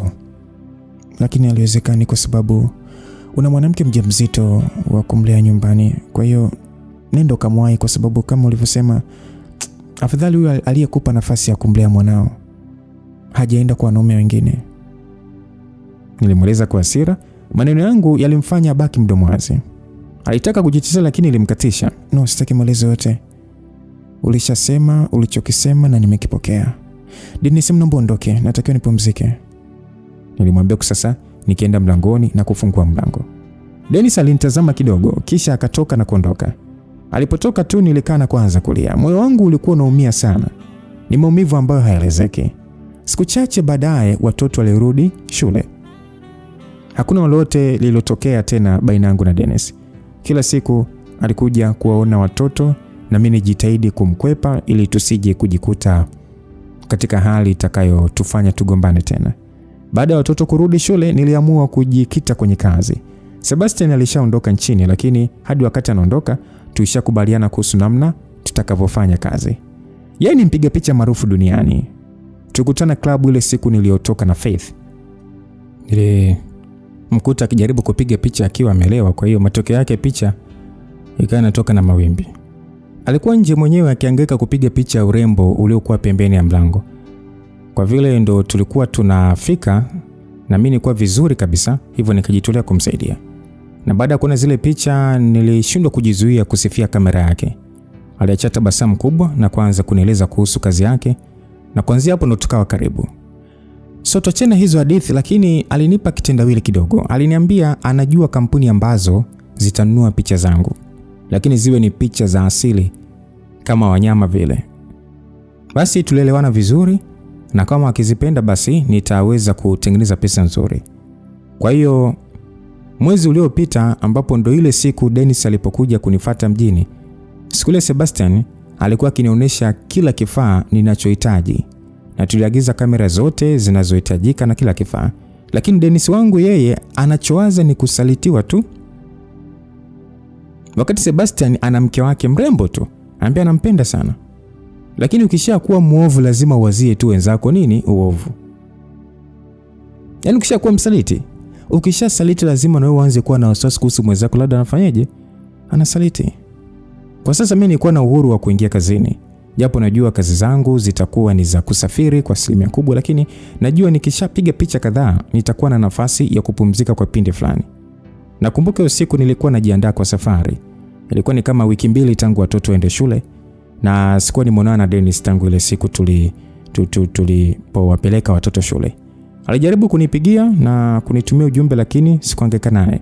Nilienda kufungua mlango huku sasa nikitegemea kuwa oda yangu ya chakula imefika. Lakini badala yake nilimwona Dennis mlangoni. Nishangaa kidogo kwa sababu hakunipa taarifa kuwa anakuja. "Haunikaribishe ndani?" Aliniuliza baada ya kuona namshangaa sana. Nisogea pembeni na kumpisha apite, lakini kabla sijafunga mlango nilimwona mtu wa chakula. Hivyo nilitoka barazani na kupokea chakula changu kisha nikarudi ndani na kuchukua pesa. Nilipotoka na pesa ili sasa nimpatie, nilikuta Dennis ndo ametoka kumlipa. Alinitazama kuanzia juu mpaka chini. "Kwa hiyo hivi ndo unavyofunguliwa wanaume milango, si ndio?" Aliniuliza kwa hasira kidogo. Sio kwamba eti nilikuwa uchi, nilikuwa nimevaa kibuku kifupi tu na juu nivaa vesti. Nilibaki nikimshangaa kidogo. "Hivi Dennis, unategemea mimi nishinde huko ndani nikiwa nimejifunika kama mskule ama au unatakaje?" "Mimi ndo ninakuuliza maswali, usibadili mada. Kwa nini unajianika hivyo wakati wewe ni mama mwenye familia?" Aliniuliza kwa hasira sana. Sijui na matatizo gani huyu mwanaume. Sijui ni kitu gani kimemvuruga huko. Alafu anakuja yani kuanza kunitolea hasira mimi. So nilimjibu ya kwamba nisamehe Dennis. Acha nibadili hilo sasa hivi. Nilimwambia hivyo na kuelekea chumbani ambapo nilichukua kanga na kujifunga kiunoni. Ningeweza kuendelea kumbishia pale kwa sababu najua hakuna analoweza kunifanya. Lakini najua namna gani Dennis hapendi kubishiwa. Kwa hiyo nimeshazoea kujishusha mara nyingi tukigombana. Niliporudi sebleni, Dennis alinitazama kidogo. Kisha akashusha pumzi, ni kama ile hasira imetoweka sana. "Nilikuwa na bahati sana kupata mke kama wewe. Unaniheshimu hata wakati ambao sistahili." Aliongea lakini ilikuwa ni kama anaongea mwenyewe, hivyo nilikaa kimya. Bila shaka amevurugwa huko na mwanamke wake. Basi nilisogea kwenye meza ya chakula na kuanza kufungua chakula changu. Niliagiza kuku wa kuchoma, chipsi na kulikuwa na kachumbari ya kutosha. Nilikuwa nina njaa sana, hivyo nilianza kujilamba hata kabla sijaanza kula. Nilimkaribisha pale chakula na maneno yangu alimtoa kwenye mawazo yake. Aliinuka kutoka kwenye kochi na kuja kukaa pembeni yangu. "Asante, uendelea tu. Unajua mimi siwezi kula hivyo vitu." Aliniambia sasa akirudi kuangalia simu yake. "Ungeniambia unakuja ningekuandalia kitu." Nilimwambia sasa nikianza kujisikia vibaya. "Usijali Emil, nitakula tu." Basi niliamua kuacha kuongea, badala yake nilimega kuku na kumpatia kipande. Alikuwa ni kuku wa kuchoma, hivyo hakuna baa lolote analoweza kupata. "Emil," alisema jina langu sasa akinitazama kama vile ninamchokoza. "Dennis ni kuku wa kuchoma huyu, hana shida eti. Mikono yangu ni michafu." Alijaribu kujitetea lakini mimi sikutaka kusikia. Badala yake nilipeleka kile kipande mdomoni mwake, kitu kilichomfanya acheke sana, lakini alipokea na kuhakikisha kwamba analamba vidole vyangu katika namna ambayo itanipa shida. Lakini macho yangu yalitua kwenye kikamba kilichokuwa shingoni kwake. Nijikuta nikivuta hadi sasa ukawa nje ya shati na kutabasamu baada ya kuona ile herufi D. "Aisee, kuku mzuri sana," alisema huku akitafuna. Akainuka na kuelekea jikoni. Bila shaka alienda kuchukua sahani. Basi bwana, mimi nijikuta nikiacha tabasamu alipokuja na jagi la juice pamoja na glasi mbili. Aliniwekea glasi moja na nyingine akijimiminia yeye na kurudi kukaa pembeni yangu. "Nimemeza, sasa hivi nipatie kipande kikubwa," alisema sasa akijitengenezea vizuri. Nilimlisha kipande kikubwa pamoja na kachumbari kisha nikaendelea kula. Nilipotaka kunywa juice alinizuia, akasema kwamba acha nikusaidie, maisha nikusaidiana. Alisema sasa akinisogezea glasi yenye mrija. Nijikuta nikicheka lakini hatimaye nilikunywa juice. Ni kama bahati tu niliagiza kuku nusu kwa sababu nilipanga mwingine ningemla baadaye usiku pamoja na matunda, lakini naona Dennis atamaliza kuku wote. Basi sababu kwanza hata sikula kuku. Niliona ni bora nimwachie yeye amle kwa sababu hali chipsi. Tuliendelea kula kwa matani hadi chakula kilipokaribia kuisha. Kipande cha mwisho kumlisha Dennis. aliuchukua mkono wangu. Sasa baada ya kulamba vidole vyangu, alianza kubusu taratibu. Sijui imekuwaje, lakini siku hizi Dennis hahitaji kufanya bidii yoyote. Kuna namna tu akiniangalia au akinigusa mimi hoi. Na kama hapa nimeshakuwa hoi. Alinisogelea na kujaribu kukutanisha midomo yetu, lakini kwa bahati nzuri niliweza kujitoa mikononi mwake na kuinuka pale mezani. Glasi ya juice aliyokuwa amemimina kwa ajili yangu bado ilikuwa imejaa kwa sababu tulitumia glasi moja. Nilikusanya kila kitu pale mezani na kuelekea jikoni. Nilimwacha Dennis ameganda pale sebleni. Lakini niliporudi sebleni, Dennis hakuwepo. Nilipochungulia nje niliona akiondoa gari lake. Aliondoka hata bila kuaga wala kusema chochote. Wow. Leo amekasirika sana, lakini sikubali kuwa mchepuko bwana. Hawezi kunigeuza mimi awara wake kuja kwangu kila anapokuwa na stress na changamoto zake. Kama amemchagua huyo mwanamke basi abaki naye huko, iwe ni kwenye shida au stress au changamoto. Sasa mimi sikutaka kuendelea kumwaza Dennis, hivyo nijiweka busy na zoezi la kupaki vitu vyangu. Kesho kutwa nitaenda Arusha, alafu kutokea hapo nitaenda Serengeti. Zoezi hili linaweza kuwa la wiki moja au likawa la mwezi mzima, inategemea sasa na kufanikiwa kwa zoezi, maana halina muda kamili. Hivyo nijitahidi kuchukua nguo ambazo zingenifaa kwa kipindi kirefu, huku nikijitahidi kutokubeba nguo nyingi. Kwa hiyo ilikuwa ni zoezi gumu sana, kwa sababu tangu niwe mama nimekuwa na mahitaji mengi. Mimi sio ule binti wa kubeba nguo 5 kwenye begi na kusafiri. Sasa hivi nikitaka kusafiri lazima kuna vitu vidogo vidogo tu lazima nibebe. Dawa za maumivu, tishu, pasi, gundi ya viatu, yani vitu vya ajabu ajabu tu, lakini yote hiyo ni katika kuhakikisha hakuna janga litakalo nipata na nisiwe na uwezo wa kulishughulikia. So ilikuwa ni usiku mida ya saa 4. Nilikuwa sebleni nikikagua tu kamera yangu na vifaa vipya vilivyofika majuzi tu, vile ambavyo niliagiza na Sebastian. Kwa hiyo sebule yangu ilikuwa imejaa makaratasi na mifuko kutokana na kufungua maboksi mengi. Nilikuwa nasoma vile vitabu vidogo, sasa naangalia mtandaoni maelekezo ya jinsi ya kutumia vile vifaa na kujaribu kuvifunga. Kwa hiyo nilikuwa busy katika kitu ninachopenda sana. Mlango wangu uligongwa na nikashtuka kidogo kwa sababu sikuwa nikitegemea mgeni yote kwa usiku ule. Basi kwa uoga nikauliza nani? Japokuwa kuna mlinzi lakini huwezi jua ni nani. Lakini badala ya kujibu alikaza na kugonga. Nilisogea pale mlangoni na kuchungulia kwenye tundu pale mlangoni. Nilishusha pumzi kidogo na kufungua mlango baada ya kumwona Dennis. Hata hivyo sina watu wengine wa kuja kunitembelea zaidi yake, labda ndugu zangu ambao nimwadanganya kuwa mimi na Dennis tumehamia kwenye nyumba ili kupisha ukarabati kwenye ile nyumba nyingine. Yote hiyo ni kumfichia yeye aibu. Basi nimuuliza kwamba Dennis unafanya nini hapa? Nimuuliza hivi sasa nikimpisha ingia ndani. Lakini badala ya kuongea alinisogelea akitaka kunibusu. Nijikuta nikirudi nyuma na kumtazama vizuri. Nikamuuliza kwamba Dennis umeelewa au? Sijalewa Emily. Wewe ndio unanichanganya. Nimemwacha. Nimefanikiwa kumwacha yule mwanamke. Nini tena nifanye ili uweze kunitazama bila kukunja sura? Nini tena nifanye ili uweze kunikumbatia na kunibusu kwa furaha bila mimi kuhitaji kukulazimisha?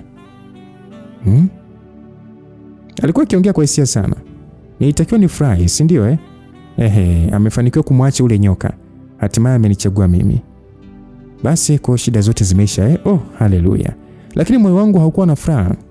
Badala yake ulizidi kuwa mzito. Oh, umemwacha.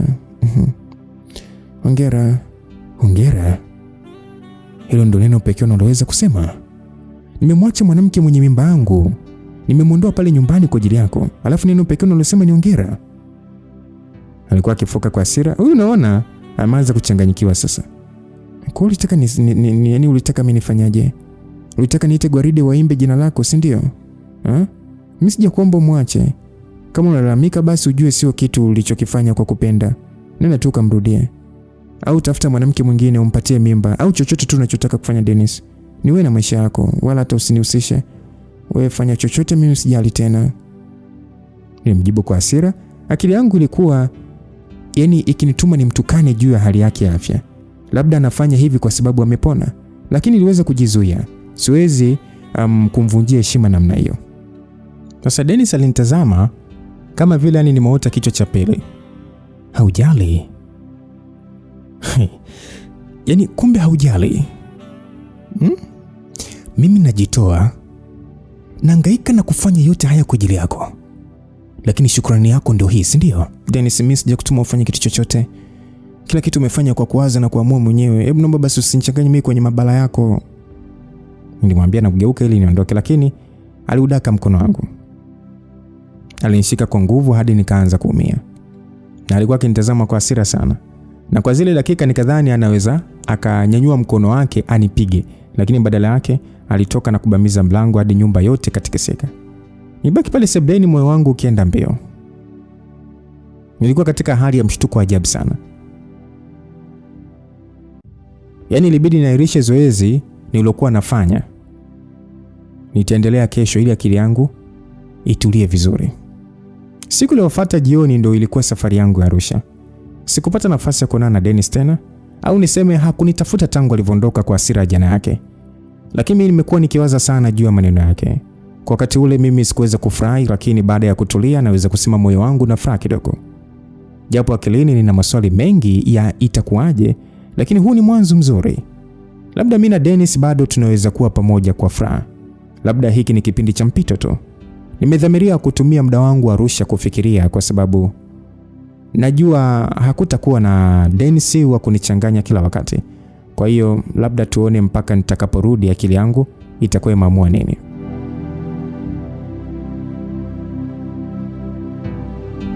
Msikilizaji, Dennis anatuambia kwamba leo ni siku ya 4 tangu nigombane na Emily nyumbani kwake.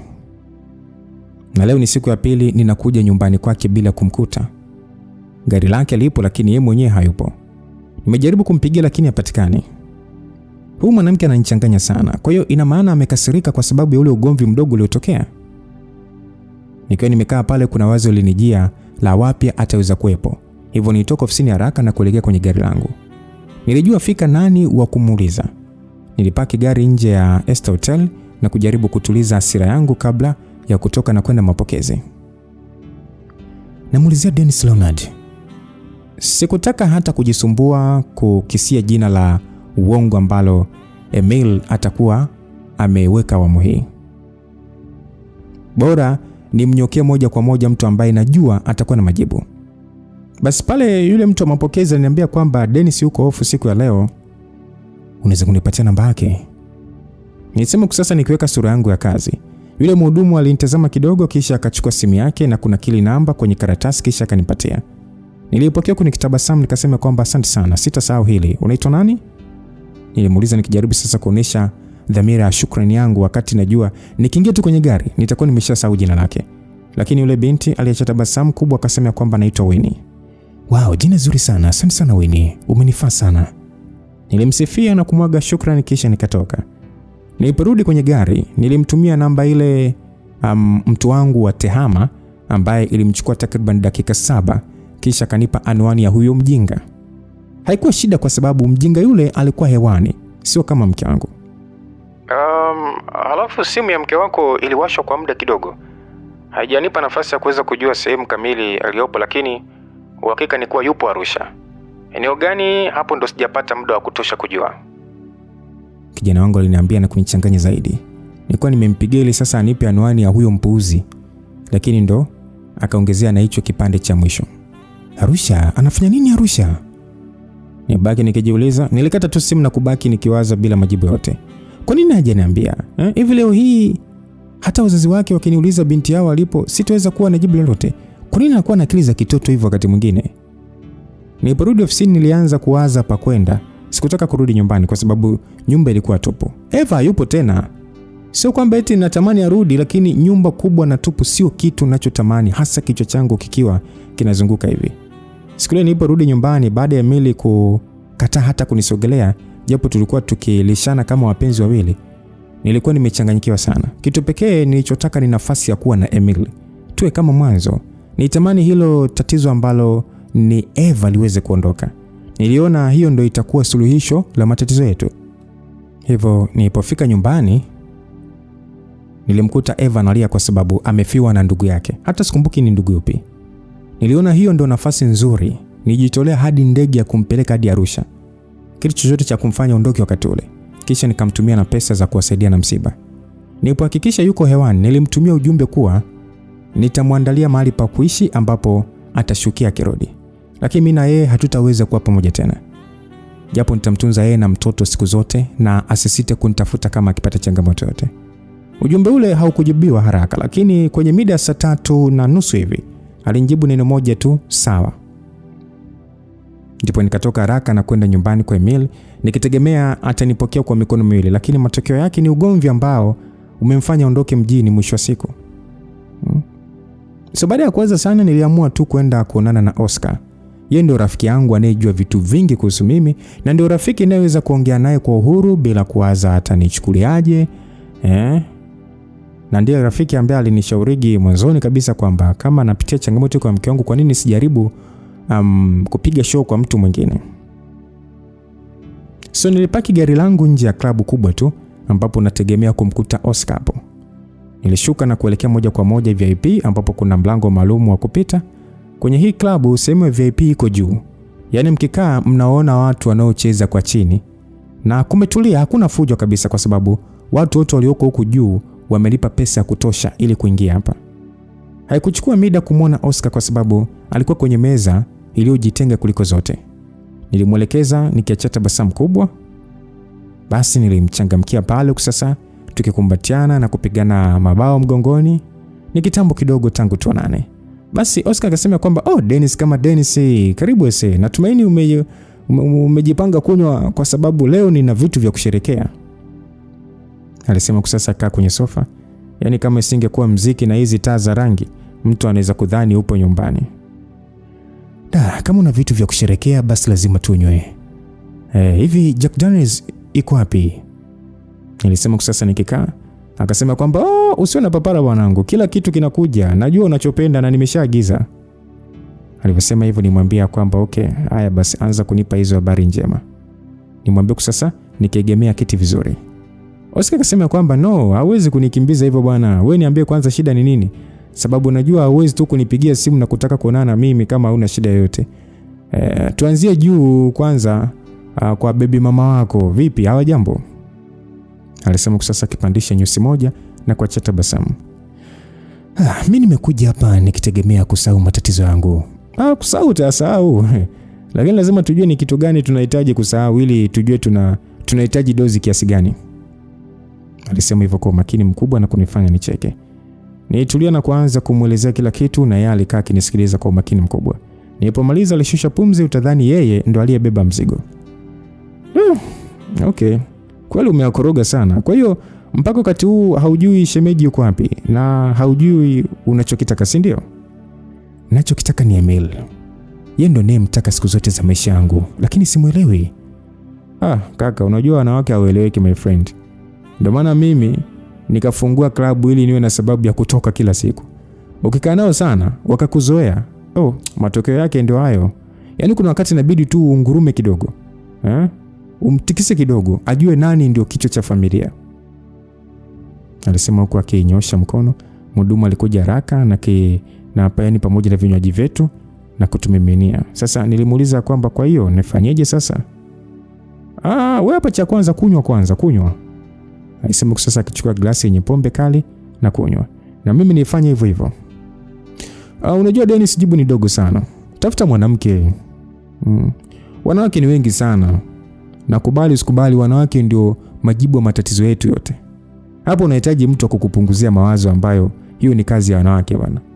Kwanza atakusikiliza na atakubembeleza hadi utasahau shida. Ukiamka asubuhi kichwa chako kiko vizuri. Kwa hiyo unaweza kuanza upya. Dennis, najua unaweza kujiuliza sana, lakini ngoja mimi nikuulize kitu kimoja. Hivi unadhani mimi nimewezaje kuishi na Hilda? Yule mwanamke yani kuna wakati ananikoroga sana. Lakini ndio kama hivi, mimi nikimwacha nyumbani, nikaja hapa mara moja nikapata mwanamke, nikamtikisa siku 2-3, adabu inarudi, maisha yanaendelea. Wanawake ndivyo alivyo. Yaani ukikaa kuumiza kichwa utateseka sana, lakini awamu hii inabidi uvae kinga baba. Usije ukamletea habari za yani usije ukakuletea habari za ujauzito tena. Kwa hiyo hata mimi aisee sitakuelewa. Kwa hiyo usije ukamletea habari za ujauzito nani? Emil. Kwa hiyo itabidi utumie kinga. Lakini kuna Eva tayari. Achana na ile kengele bana ile wewe. Mwanamke akishaanza kupiga kelele yani ujue hafai huyo. Alafu ule sio mke wako bana. Kwa hiyo hakuna hata haja ya kumtikisa bana. aliniambia huku sasa akimimina kinywaji kwenye glasi zetu. Vipi, Hilda na watoto wa jambo? Niliuliza kubadili mada sababu nilitaka kupata nafasi ya kuwaza haya yaliyoingia akilini kwa hivi sasa. Jambo kabisa. Ndio nilitaka tusherekee hilo. Mwanangu amefaulu bwana, alisema huku akiachia tabasamu kubwa. Nilibaki nikicheka tu. Nikasema kwamba mwanao amefaulu alafu wewe ndio unasherekea kwa kunywa.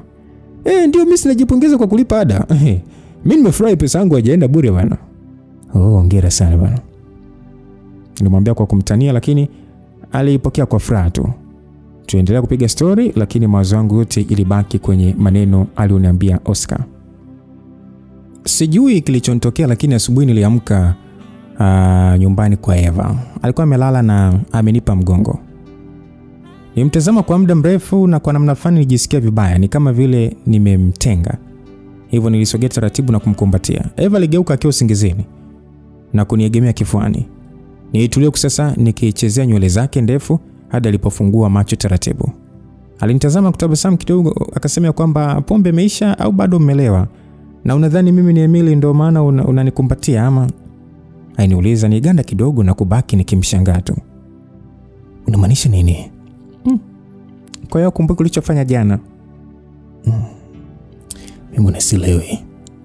Jana ulifika hapa na kuanza kuniulizia nimerudi lini na kwa nini nimeondoka sijakuaga. Ukaanza kuniita Emily na ukasema kwamba umenimisi na mambo mengi yakatokea huko kidhani mimi ni Emily. Eva alisema huku macho yake yakianza kujaa machozi. Nilimvuta nimkumbatie lakini hakutaka. Kwa hiyo ndo nakuuliza tena, unanikumbatia ukijua mimi ni nani au bado nadhani upo na Emily? Eva, unajua nilikuwa nimelewa. Kwa hiyo sikumaanisha maneno yangu. Nilisema huku nikaa vizuri na kusogea ili sasa nimfute machozi, lakini hakutaka hata nimguse. Ndio kwanza alinuka kitandani. Nakuelewa Dennis. Mimi sio mke wako na mimi ni mwanamke tu niliyejilengesha kwako na nikapata mimba. Kwa hiyo hamu yako imeisha na hatimaye umerudi kwa mke wako. Basi usio unakuja nyumbani kwangu kunitesa na kuniumiza. Na inawezekana labda haujui au labda hauoni Dennis, lakini mimi nakupenda. Nimetokea kupenda kwa dhati. Najua tulianza kimaslahi, lakini mimi nimetokea kukupenda na mimi sijali kuhusu pesa zako.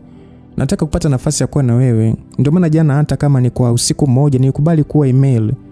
Ningekuwa chochote unachotaka ili tu niwe na wewe. Hata kama ni kwa usiku mmoja Dennis. Alisema sasa akianza kulia. Na alikuwa analia sasa kwa sauti. Nilinuka kitandani haraka na kwenda kumkumbatia nikamwambia kwamba Eva usilie. Unajua hautakiwi kuwa na stress. Stress sio nzuri kwa mtoto. Nilimwambia sasa nikimbembeleza taratibu, lakini badala yake alinisukuma. Mimi mwenyewe nina moyo. Afu kitu pekee unachowaza wewe ni mtoto tu. Hivi uone kabisa jinsi ninavyoumia Dennis? Aliuliza kwa huzuni kidogo. Haina shida kunijibu kwa sababu ulishasema kuwa hauwezi kuwa na mimi. Wewe nenda tu, mimi nitakutaarifu mtoto akizaliwa. Alisema kwa kifuta machozi yake. Nilichukua nguo zangu na kuvaa kisha nikatoka. Nilimsikia Eva akilia kwa uchungu sana. Nitamani sana kubaki nimfariji, lakini hata nikibaki mimi sina cha kumwambia, sina cha kujitetea. So itakuwa ni vizuri tu nikiondoka. Na nadhani uende mwenyewe alivyoongea Eva alitegemea mimi naweza kumbembeleza. Ndio maana unafanya, yani alifanya kitu akijua kwamba labda mimi nitafanya tofauti na anavyotegemea. So nilipofika nyumbani mawazo yangu yalikuwa zaidi ya jana. Kwanza Emily hajanitafuta kabisa na pili ni Eva. Yaani sielewi nifanye nini juu yake mpaka sasa. Labda nikae mbali naye. Nibaki tu nikimtumia pesa za matumizi. So nilipotoka kuoga simu yangu iliita. Alikuwa ni secretary wangu akinikumbusha juu ya kikao cha leo ambacho siwezi kukikosa hata iweje. Leo nimefanikiwa kupata bahati ya kuwa na kikao cha ubalozi wa Afrika Kusini. Yote hii ni katika harakati za kukuza usambazaji wangu wa mafuta. Natamani kampuni yangu ipanuke hadi ukanda ule. So niliingia kabatini na kuchagua suti yangu ya kijani, yani ilikuwa ni kama suti ya kijani jeshi hivi. Ni suti ambayo Emily anaoipenda sana na kunifanya nivae nikiwa naenda kwenye vikao vizito. Anasema inanifanya nipendeze zaidi, nionekane ni mtu wa heshima. So niliacha tabasamu kwa jinsi ilivyokuwa safi na imenyoshwa vizuri. Baada ya Eva kuondoka nirudisha watu kazini. Siwezi kuishi kwenye nyumba ambayo haieleweki. Na hii nyumba ni kubwa. Yaani hata kama nikisema hata ningekuwa na nguvu ya kufanyia usafi nisingeweza mwenyewe. Kwa hiyo nimerudisha wapishi, nimerudisha wafanya usafi na Mama Agnes ambaye ndio anayewasimamia wote. Lakini sheria ni ile ile. watu wote wanaondoka saa 12 jioni. Hivyo mpaka wakati ninarudi bado nitakuwa mwenyewe tu. So baada ya kufanya kuhakikisha niko vizuri, nilitoka na kuchagua gari. Nilitaka gari la kuniheshimisha na la kipekee. Macho yangu yalitua kwenye gari ambalo siliendeshi mara kwa mara. Naweza hata kujivunia ni gari ambalo liko pekee hapa nchini. Kwa ni gari la kifahari sana. Na kwa ufupi ni gari la kuvutia mno. Hivyo nilichagua kwenda na hilo gari. Nilienda moja kwa moja ubalozini kwa sababu msaidizi wangu alishatangulia, au kama bado basi atakuja na kila kitu kinachohitajika. Basi nilipopaki gari pale nje ya ubalozi, kila mtu aligeuka kutazama gari langu. Na mimi sikuweza kufuta tabasamu usoni mwangu. Hiki ndicho nilichokuwa ninakitaka, kitu cha kuongea kwa niaba yangu. Ni vile tu mimi sina ule ushamba wa kuwa na plate ya gari yenye jina langu. Hicho ni kati ya vitu ambavyo havijawahi kunivutia hata siku na moja. Kwanza naona kama ni kama matumizi mabovu hivi ya pesa.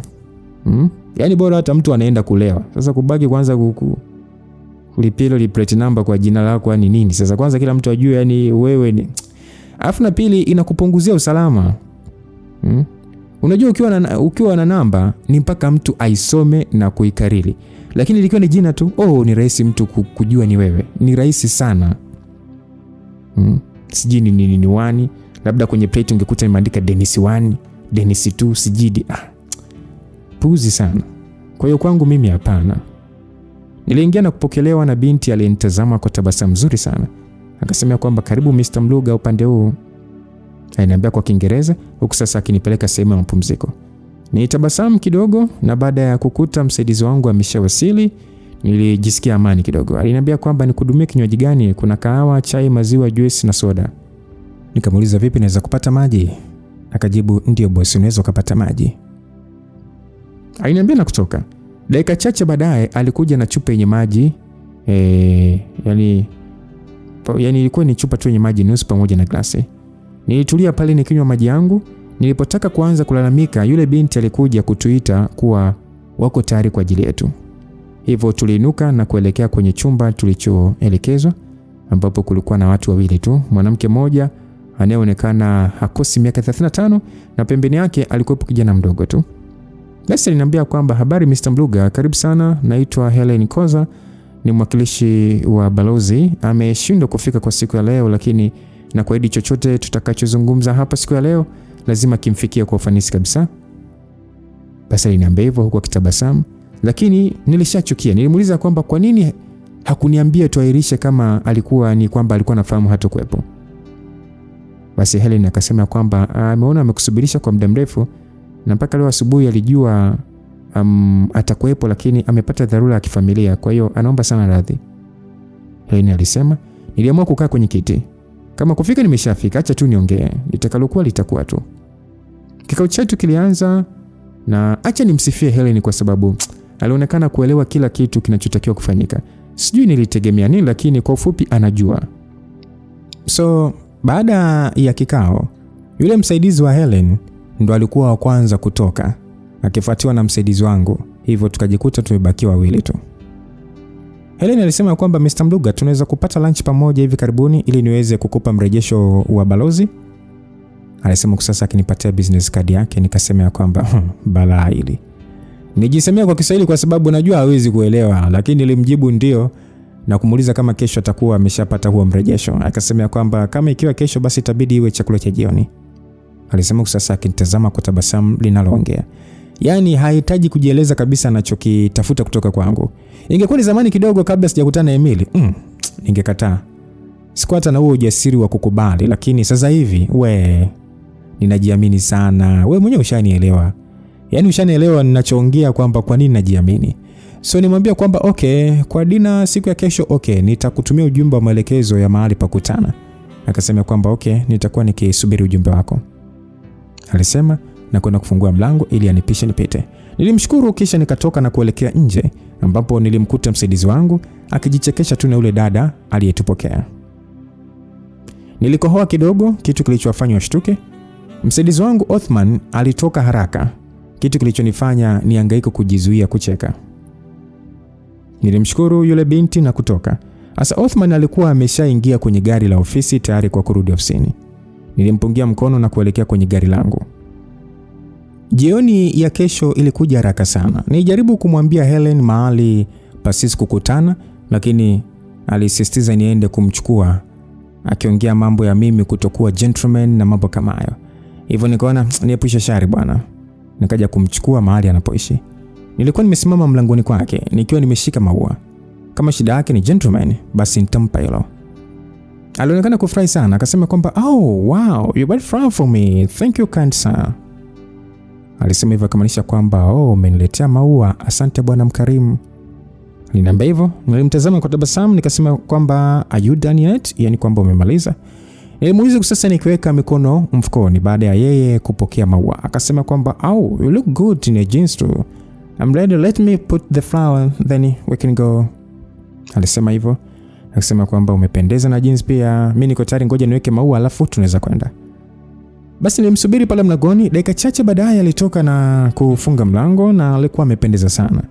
Alikuwa amevaa gauni jeusi fupi tu la kuishia juu kidogo ya magoti. Chini alikuwa amevaa viatu vyekundu vya kufunika vyenye kisido kirefu pamoja na kapochi kadogo tu kana kufanana rangi ya viatu. Hakuweka mambo mengi sana na hicho ndo kilichomfanya avutie zaidi. Nilimfungulia mlango wa gari na kumuona kitabasamu zaidi. Nilizunguka na kuingia upande wa dereva tayari kwa kuondoka. Basi kwa Kiingereza akasema kwamba sijawahi kuwa ndani ya Ferrari. Aliongea hivyo. Hapa ilikuwa ni Kiingereza tu msikilizaji. Ilibidi sasa nikifukue chote cha ufunguni. Nikamwambia kwamba basi leo ni siku yako ya bahati. Nilimwambia sasa nikiwasha gari na kutoka getini. Basi akaniuliza kwamba jana ulikuwa na gari la tofauti na leo. Naona umekuja na Ferrari. Unajaribu kunionyesha utajiri wako ama? Hapana, najaribu tu kuangalia kama unapenda magari kama mimi. Na umepata jibu gani? Hamna kitu. Unajua tu Ferrari kwa sababu kila mwanamke anajua hii brandi. Oh, no. Hawezi kunidhalilisha hivyo. Babangu alikuwa ni fundi garage, kwa hiyo mimi nimekuwa nikimsaidia kutengeneza magari. Mapenzi yangu kwa magari yalianza utotoni kabisa. Oh, okay, ngoja tuone. Unapenda brand gani ya gari? Jeep. Yeah, of course, unajua Ferrari ni nzuri na ya kitajiri, lakini Jeep wana magari hasa. Kitu kama Jeep ile ya Hummer, I say. Hayo ndo magari yangu I say. Okay, nakuona hauko vibaya.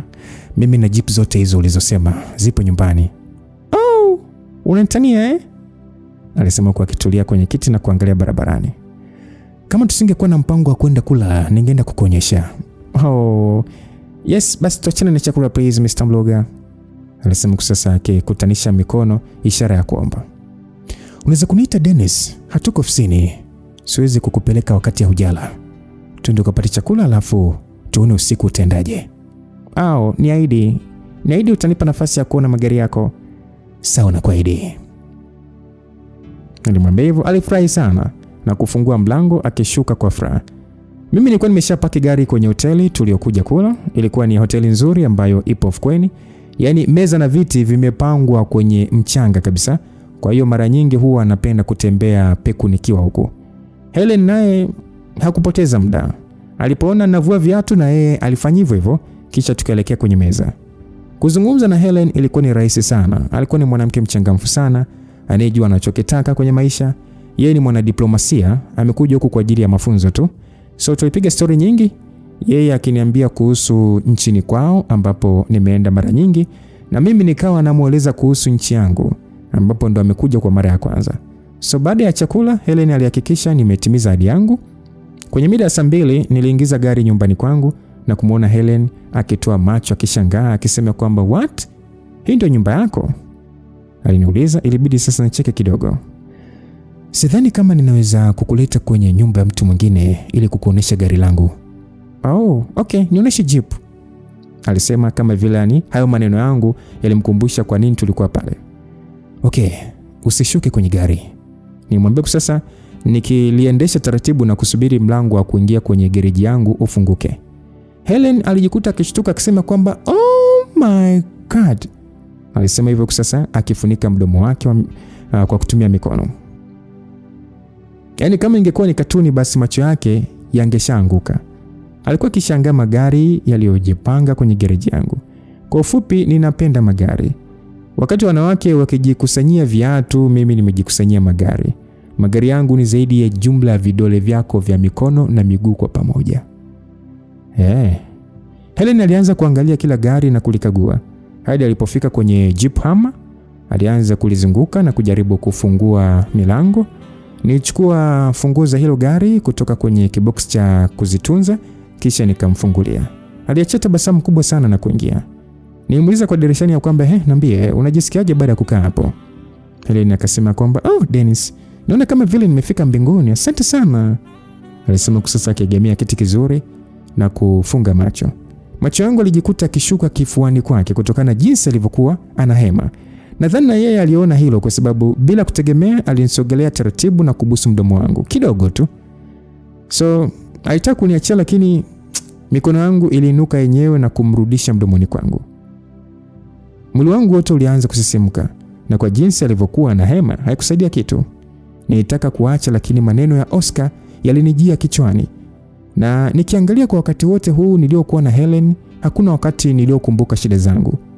Hivyo ilinipatia nguvu ya kupeleka mkono wangu kifuani kwake na Helen aliguna kidogo na kufanya nizidiwe. Nikaambia okay, twende ndani. Nilisema sasa nikimwachia na kumfungulia mlango ili tuweze kushuka. Kwa usiku wa leo acha nisahau shida zangu. Basi tulipitia mlango ulioko garage ambao unatokea jikoni. Tulipofika tu sebuleni ilikuwa ni kama tumepigwa shoti. Nguo zilianza kutoka huko kila mtu akimrukia mwenzake. Helen alikuwa amebaki na nguo za ndani tu na mimi nilibaki na boxer. Nilianza kumbusu shingo sasa nikibonyeza kifua chake, kitu kilichomfanya aanze kulalamika na kulitaja jina langu. Nilikuwa nimepotelea kabisa katika hili dimbwi. Hata sikuelewa tena tulipo. Kitu pekee nilichotaka ni kuwa katikati ya miguu yake. Nilishangaa tu Helen akishtuka na kunisukuma. Nilipogeuka nilitamani ardhi ifunguke inimeze. Emil, sio kama... Kabla hata sijamaliza maneno yangu, Emil alishakimbia nje huko akilia. Niliinuka haraka huku sasa nikivaa t-shirt na kutoka nje kumfuata. Nilimkuta analia ndani ya gari lake, lakini aliponiona aliliwasha haraka na kuanza kugeuza. Nilitaka kumkimbilia lakini Emil alinitazama kwa namna ambayo sijawahi kuiona usoni kwake. Hata akili yangu haiwezi kutafasiri namna alivyonitazama. Ni kama vile mtu ambaye ameshamaliza. Nilibaki pale nje nikitazama gari lake likitoka getini. Sikuwa hata na nguvu ya kumfuata. Labda nimpe muda wa hasira yake kutulia. Labda. Nilikaa pale nje, nilikuwa nimesahau hata kilichokuwa kinaendelea ndani hadi niliposikia viatu vya Helen. Alikuwa ameshavaa. Helen akasema kwamba nadhani hakuna kitakachoendelea hapa. Asante kwa kila kitu Dennis, na niko hapa kwa ajili yako kama ukihitaji mtu wa kukushika mkono. Helen aliniambia hivyo, yani sikuwa tena nguvu ya kumjibu aise. Nilibaki tu kimya na kumtazama akiondoka.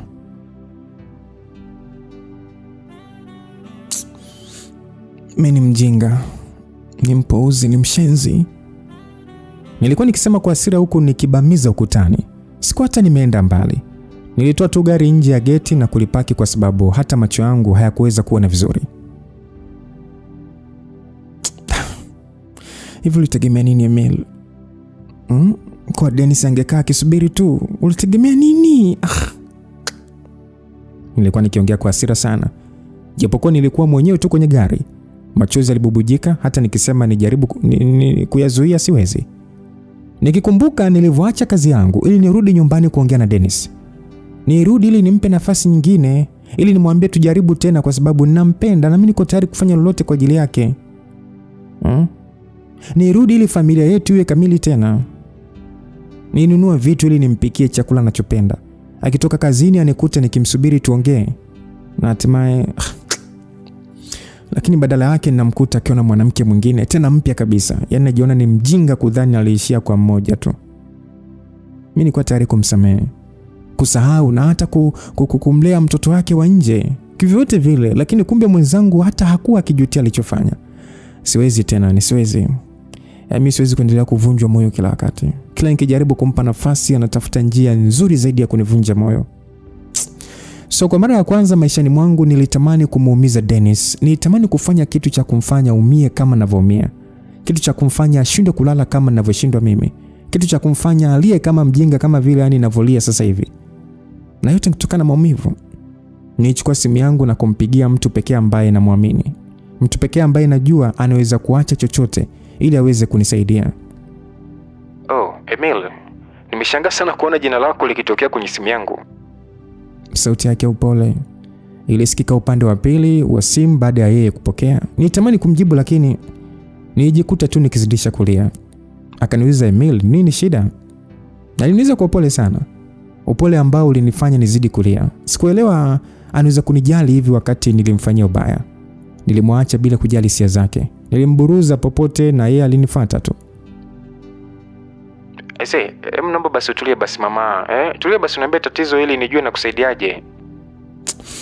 Siwezi tena Timo. Siwezi, moyo wangu unauma sana Timo. Nahisi kama vile unaweza kuacha kudunda kutokana na maumivu. Emil, unajua unanichanganya Emil. Naomba basi uniambie kile chochote kinachoeleweka basi. Naomba kwa pole sana. Nifuta machozi yangu kwa mkono. Dennis amenisaliti. Siwezi tena. Siwezi. Emil, naomba basi tulie kidogo. Niambie kwanza upo wapi? Niko hapa nje ya nyumba. Siwezi hata kuendesha gari. Kwa hivyo nilivyo siwezi, nimelipaki tu hapa. Sawa, basi ita Uber basi ikupeleke hotelini, sawa? Mimi nakata tiketi ya kesho asubuhi na kuja kukuona. Mimi siwezi kukuacha hivyo uchanganyikiwe mwenyewe. Hapana, usijisumbue Timo. Emil, hata usijisumbue. Unajua kabisa mimi sitasikia. Haya, ita Uber, mimi nitabaki hewani na wewe hadi ile gari lifike kukuchukua. Aliniambia na kweli. Alibaki hewani akinipigisha story ambazo hata sikuwa nikisikiliza, lakini aliweza kunifanya niache kulia. Taratibu nirudisha lile gari ndani ya geti na kuliacha pamoja na funguo zake, kisha nikatoka na kuondoka na Uber kuelekea nyumbani kwangu. Basi baada ya Timo kujiridhisha nimefika salama, alinitakia usiku mwema na kukata simu, huku sasa akiniambia nimpigie wakati wowote. Baada ya Timo kukata simu, Dennis alinipigia. Sikujisumbua hata kwa chochote, nilimkatia simu na kumblock wakati ule ule. Sikutaka kuona chochote kutoka kwake, nilimblock.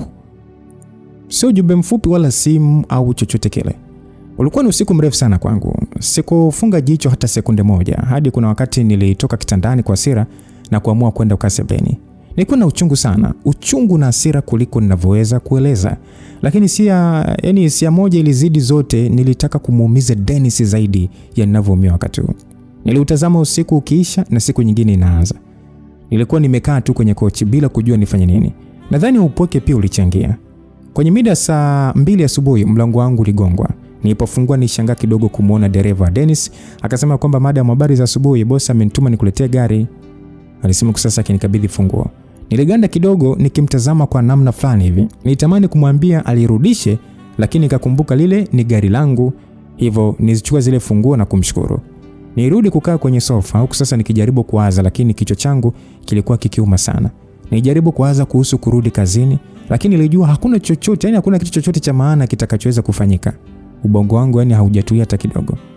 Japo kuna picha kadhaa nilizofanikiwa kupiga, hivyo niliamua kuzipitia na kuzirekebisha ili niweze sasa kumtumia Sebastian tuweze kujua kama kazi hii ninaiweza au ninajichosha tu. Lakini kweli ni kwamba nilifurahia sana kufanya hii kazi. Kupiga picha wanyama ni rahisi zaidi. Hauna haja ya kumpanga eti kumwambia tabasamu kidogo, kaa hivi, hakuna haja. Wewe kazi yako ni kupiga picha pale unapoona wakati ni sahihi kwako. So baada ya kufanikiwa kuingiza zile picha kwenye kompyuta yangu, nijikuta nikiacha tabasamu baada ya picha ya twiga kujaa kwenye kioo cha kompyuta yangu. Alikuwa ameinamisha kichwa akila majani. Ilikuwa ni picha inayofaa kabisa machoni mwangu. Sikuona hata kitu cha kurekebisha, lakini nilibadili mwanga kidogo na kama uchawi picha ilikuwa tayari bwana. Nilikuwa nimepotelea kabisa kwenye kazi niliyokuwa nafanya, hivyo simu yangu ilipoita nilishtuka kidogo. Nilitabasamu kidogo nilipoona jina la Timo. Nilipopokea aliomba tu maelekezo ya namna ya kufika nyumbani kwangu na mimi bila kuanza nilimwelekeza. Karibia lisali moja baadaye mlango wangu uligongwa. Nilipofungua tu Timo alinikumbatia haraka na kilichotokea humo ndani. Nilichogundua ni kwamba baadhi ya watu wakigombanaga na wapenzi wao wanarudi kuwa maeksi. Ndio maana sitakagi kujua kabisa mtu ana ukaribu ama mawasiliano ya aina yoyote na ex wake. Of course Timo ni friend, lakini huo rafiki kumbuka ulishawahi kuvunjwa baada ya wao kuanza kuishi pamoja. Timo pamoja na Emil, na walianza kubanjuana mpaka Emil mwenyewe akaana enjoy vibaya sana. Sasa tayari kashamblock mume na sasa ameamua kusogea pembeni na anataka kumuumiza Dennis.